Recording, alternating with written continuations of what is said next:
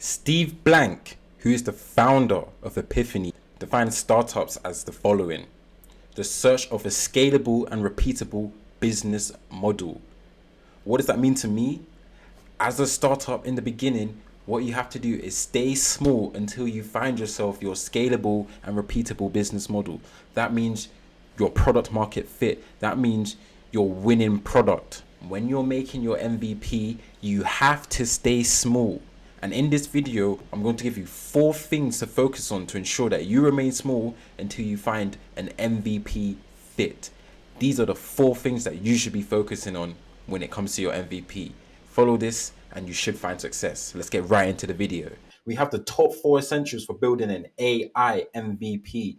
If you don't know me already, my name is Miles. I'm the founder and CEO of EveWorks, an AI product studio which helps founders or early stage founders get their first 100 users by building them an AI-led MVP.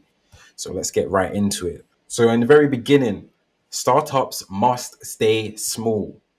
And the only way you can stay small is by always working on the right things and doing the right things within your MVP. And that's what I see a lot of early stage founders fuck up on. You're not doing the right things. You're not working on the right things. Your scope is not feasible, and you're doing things that are completely irrelevant to an MVP. You're not building an MVP, you're building a full product. And that's just not what you do. That's incorrect. Well, it's okay. I'm here to show you what you should be doing. What are the 4 criteria for building an AI MVP? They need to be cheap. It needs to be cheap to make. Number 2, it needs to be fast. Number 3, it needs to be an essential feature. And number 4, it needs to validate your MVP's hypothesis. We're going to go into each of those right now in more detail so you know exactly what I'm talking about. So, for the first one, let's dive right in. Can it be done cheaply? So, say you have a budget, say your total budget is 10,000, 15,000, 20,000 to make your MVP, and you don't want to go over this. Keeping costs low ensures you can pivot or iterate without having any significant financial risk. Now, let's be serious. When you first initially start, you're not going to hit the nail right in the head. You're going to miss. You might miss 2 times. You might miss 4 times. You might miss 8 times. All I can guarantee you is that you're going to miss. And the reason you want to keep costs low is because when you do miss, you want to have money there so you can pivot easily. So there won't be a lot of significant financial risk. So you want to focus on using technologies that already exist in your development cycle. You want to use frameworks that already exist. You want to use a lot of open source solutions that you can find on like Git, that you can find on the open web. This will help you minimize development costs.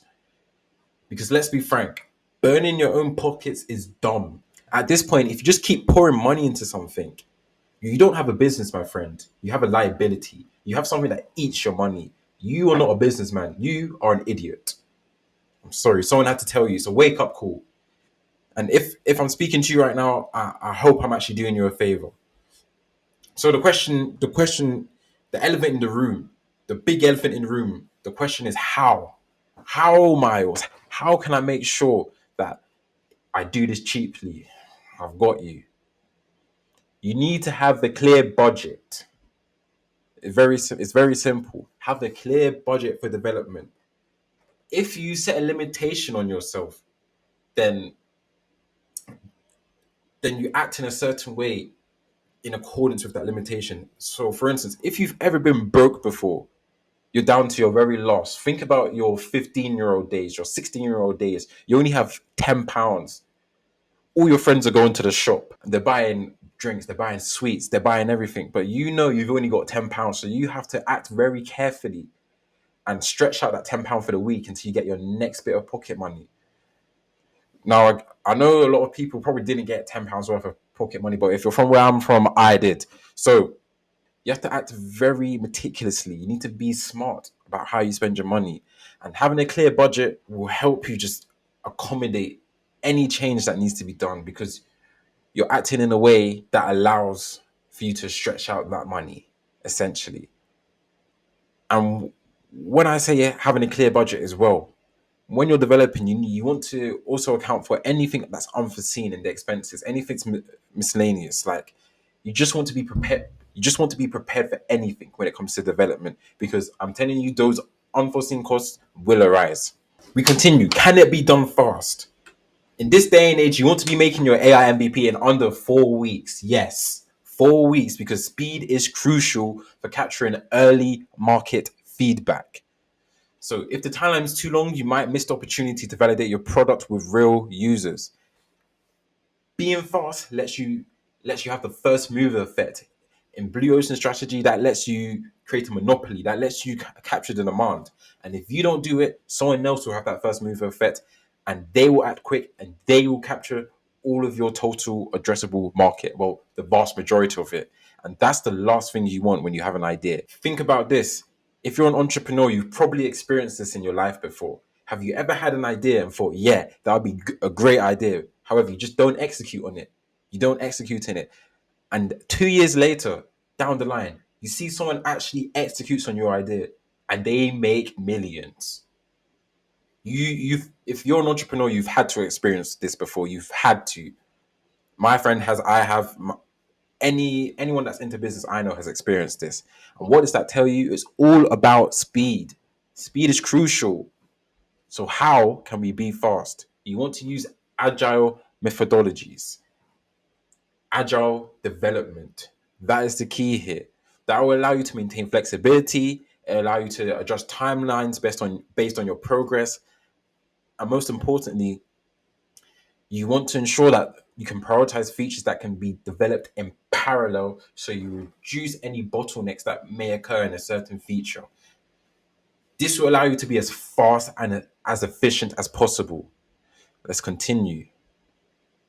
So, is the feature you're working on actually essential to the outcome you desire? What you need to do is focus on the core value proposition and no fluff whatsoever. None. As I was saying, every feature included in the MVP should have a direct impact on solving the primary problem for your target users. This keeps you focused on the core value proposition and nothing else. No fluff. None. For instance, if I use a new app that I've never used before, in fact, the app I'm using right now to record this video is v.io, and I just use the core feature that I need, which is screen recording. I don't experiment with anything else. I just use this and I get the job done. I'm not trying to use any other fancy features that they've incorporated. Like, I'm pretty sure they had like 6 other features, which I'm not going to use. I'm just using this because it's the core value which I need from the product. So, saying that, you shouldn't be scared to just make your one core solution and ship it to users, because they will still use it. You don't need all of the extra shit. You don't need all of the fluff. So how? You can use a feature prioritization matrix. What will this allow you to do? This will allow you to assess the importance of each feature based on user feedback, based on market needs, based on technical feasibility. Okay. And finally, you need to ask yourself, when working on an MVP, will this allow you to validate your core assumption? Will this allow you to validate the original assumption which you had? So the MVP should be built around, well, it should be solely, the MVP should solely be built around key hypotheses about user needs and user behaviors. Each feature should be linked to a specific assumption that you aim to validate, nothing more. How do you do this? You need to define clear metrics for validation. So these metrics could be in user engagement, they could be in your retention rates, it could be in your qualitative feedback, which will allow you to this will allow you to assess whether your assumptions hold true or not. Let's wrap it up. YouTube, thank you for making it to the end of my video. If you found any valuable insight within this video, then I only have one thing to ask from you. Just subscribe. It will do me a world of favors. I've also got more AI and startup related content coming, so stay tuned. I'm out.